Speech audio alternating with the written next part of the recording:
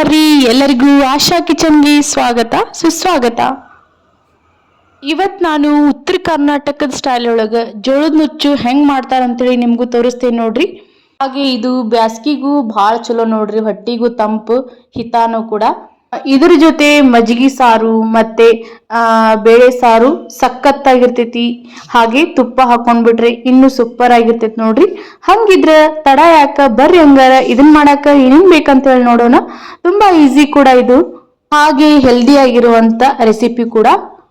ನಾನೀಗ ಇಲ್ಲಿ ಒಂದು ಬೋಲ್ನಷ್ಟು ಜೋಳದ ನುಚ್ಚು ತಗೊಂಡೇನಿ ನೋಡ್ರಿ. ಇದನ್ನ ಸರಿಯಾಗಿ ಕ್ಲೀನ್ ಮಾಡೇನಿ.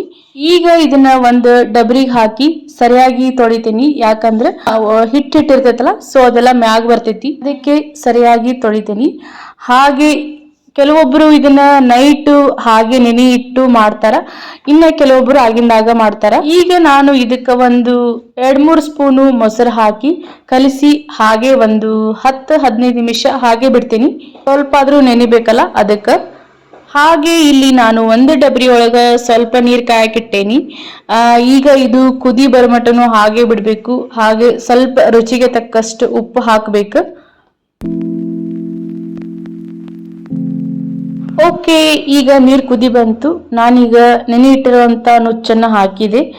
ಈಗ ಇದನ್ನ ಸರಿಯಾಗಿ ಕೈಯಾಡ್ಕೊಂತ ಇರ್ಬೇಕು, ಇಲ್ಲ ಅಂದ್ರೆ ಗಂಟೆ ಹಂಗ ಉಳಿತೈತಿ. ಸೊ ಅದಕ್ಕೆ ಜೋಳದ ನುಚ್ಚು ಆರೋಗ್ಯಕ್ಕೂ ಬಹಳ ಒಳ್ಳೇದ್ ನೋಡ್ರಿ. ಹಾಗೆ ಈ ಬ್ಯಾಸ್ಗಿಗಂತ್ರಿ ಹೊಟ್ಟಿಗೆ ತುಂಬಾನೇ ತಂಪು. ಕೆಲವೊಬ್ರು ಇದನ್ನ ಗಂಜಿನೂ ಮಾಡ್ತಾರೆ, ಹಾಗೆ ಸಂಗಟಿ ಸಾರು ಅಂತ ಹೇಳಿನೂ ಮಾಡ್ತಾರೆ. ನೀವು ನೋಡಿರ್ಬೋದು ಕೆಲವೊಂದು ದೇವಸ್ಥಾನದೊಳಗ ಕೂಡ ಸಂಗಟಿ ಸಾರು ಅಂತ ಹೇಳಿ ಮಾಡಿರ್ತಾರ ಜೋಳದ ನುಚ್ಚಿಂದು.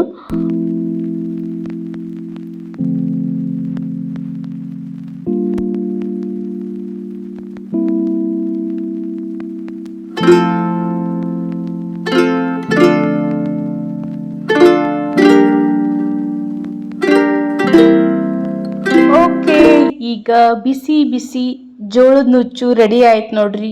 ನೀವು ಬೇಕಂದ್ರೆ ಇನ್ನೂ ಸ್ವಲ್ಪ ಗಟ್ಟಿ ಮಾಡ್ಕೋಬಹುದು, ಇಲ್ಲಪ್ಪ ಅಂತಂದ್ರೆ ಮೀಡಿಯಮ್ ಈ ತರ ಇದ್ರೂ ಇನ್ನೂ ಚೆನ್ನಾಗಿರ್ತೈತಿ. ಇದ್ರ ಜೊತೆ ನೀವು ತುಪ್ಪ ಹಾಗೆ ಮಜ್ಜಿಗೆ ಸಾರು, ಇಲ್ಲಪ್ಪ ಅಂತಂದ್ರೆ ಬೇಳೆ ಸಾರು ಹಾಕೊಂಡು ಉಪ್ಪಿನಕಾಯಿ ಹಚ್ಕೊಂಡು ತಿಂದ್ಬಿಟ್ರೆ ಸಖತ್ತಾಗಿರ್ತೈತಿ ನೋಡ್ರಿ.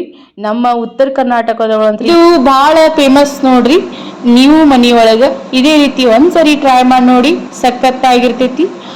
ಓಕೆ, ಹಾಗಿದ್ರೆ ಈ ರೆಸಿಪಿ ನಿಮಗೆ ಇಷ್ಟ ಆಗಿದ್ರೆ ಪ್ಲೀಸ್ ಲೈಕ್ ಮಾಡಿ, ಶೇರ್ ಮಾಡಿ. ಹಾಗೆ ನನ್ನ ಚಾನಲ್ ಅನ್ನು ಇನ್ನೂ ಯಾರೆಲ್ಲ ಸಬ್ಸ್ಕ್ರೈಬ್ ಮಾಡ್ಕೊಂಡಿಲ್ಲ ಪ್ಲೀಸ್ ಸಬ್ಸ್ಕ್ರೈಬ್ ಮಾಡ್ಕೊಳ್ಳಿ. Okay, bye, see you next recipe.